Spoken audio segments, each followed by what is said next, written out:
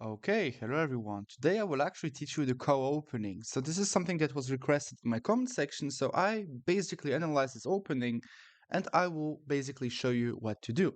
Now, the co-opening is good in a certain way because if the opponent is playing the main line, you have a more or less okay position if you follow this one and only plan to get a good position. If you do not, then you might actually get worse and even lose many games with the white pieces. So the co-opening has to be played with the white pieces. With the black pieces, it's called hippopotamus, but you can keep the same name. Basically, you're playing with one e3, and it doesn't really matter what black will go for. It doesn't really matter. You don't really, we don't care about this. You will go d3, and what is actually called is actually a small center, and a small center is known. And for example, this is Syrian defense. We have like a main line. This is something that I played with the black pieces, the Scheveningen structure, and this is basically the same thing, but you're playing that, with the white pieces. Now, something extremely important is that the Scheveningen that I just showed you is no longer played. People now tend to start playing with d6 to then play with, let's say, for example, they'd play the Najdorf to play with e5. And this is known, and now we finally understood that breaking like this is very strong.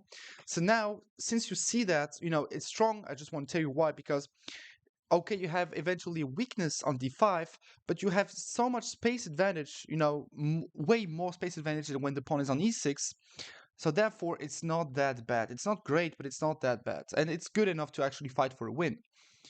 And it's actually the same in the co-opening. At some point, you will have to play e4 to open up this bishop and have a playing position, if not a winning position at some point. So this is, for example, the line that I showed you. So like d5, let's say knight d2, bishop d6. Doesn't matter, knight c6 or bishop d6 or knight f6, doesn't matter. You will basically go knight d2. And this is what characterizes this opening, is that the engine doesn't like it because the engine is dubious. But basically, humanly, it's okay because you still have all the pieces on the board. So now, if you still manage to go through your plan, you will get a typical King's Indian structure without having to learn all the typical King's Indian type of lines, moves, variations, etc., etc. Basically, no theory. Knight f6, and now this is the typical move, knight g3. And this move is very good, not because the knight is active. The knight is actually very badly placed. It's probably the worst piece ever placed. The knight is a lot better on f3.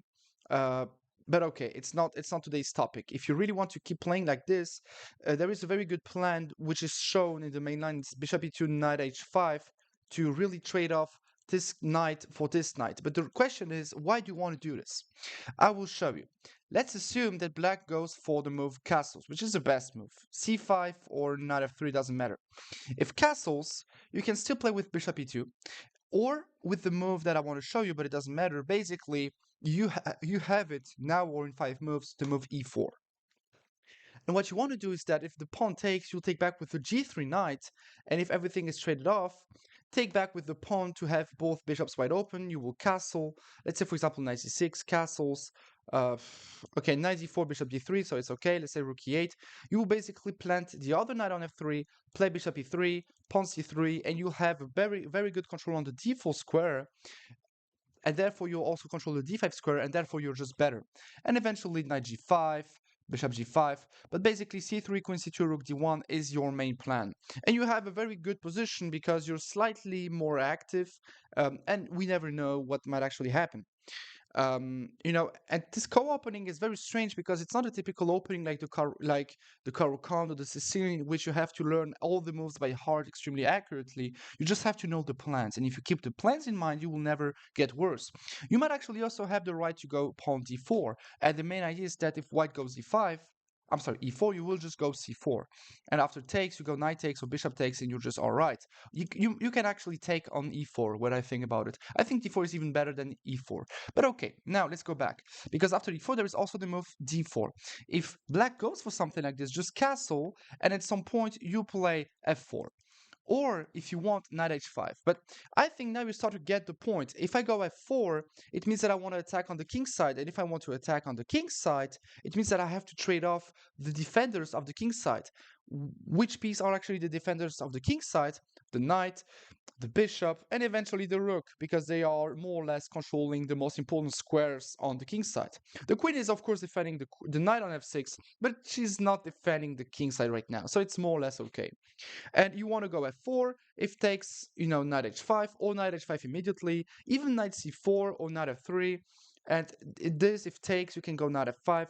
Basically, it's just to show you that this is completely playable. Takes, you already have the bishop pair, the e4 square, and it's not that bad. Like rook e8, bishop f3, rook e3 is nothing, and basically you go knight 95. And this is probably already difficult to play, but you still have breakthroughs with f6, queen e1, queen h4.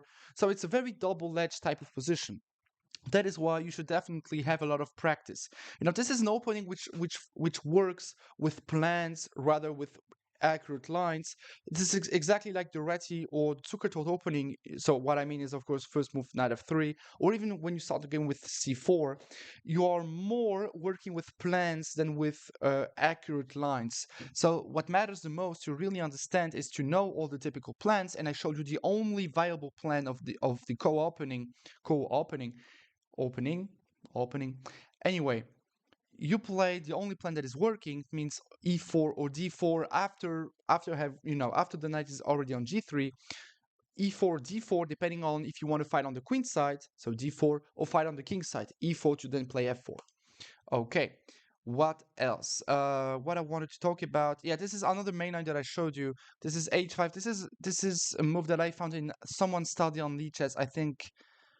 I don't remember this guy's name. If I find that, I will talk about it. I think it has something to do with Dua Ni Shen, but I don't know if there is Dua Ni Shen Mi or Dua Ni Shem or I don't know.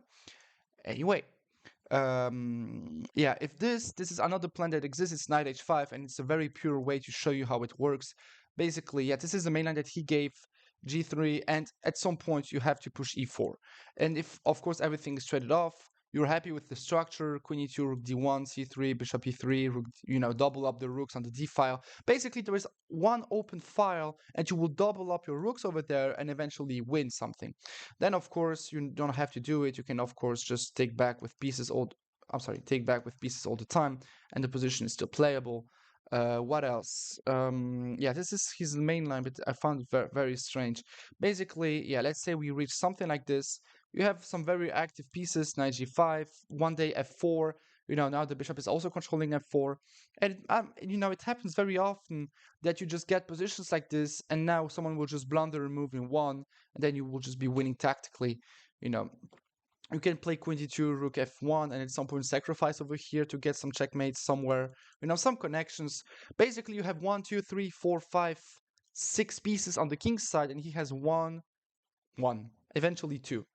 Okay, eventually 3. But that's not enough. That's really, really not enough. So just to summarize absolutely everything, knight e2, knight g3, and then e4. This is really important. If castles, e4. And this is very good. Also, it's like a typical King's Indian structure. And then, you will go bishop e2, knight f3, knight g5, castles, and f4. Let me just show you some moves. Knight c6, castles, bishop e6, knight f3, queen d7, knight g5, rook e8, f4. And this is really the typical plan, and you get a lot of, this happens extremely often. Let me just show you something like this, knight e5, and then you can just sacrifice and you get some attacks. Now, of course, the bishop is on the way, so you can actually play first with something like queen d2, rook f1, let's say this, just to show you, and like knight h5, and if they take, you start to feel, I think you start to feel the pressure that you're putting on black's position. And this is basically how to handle the co-opening.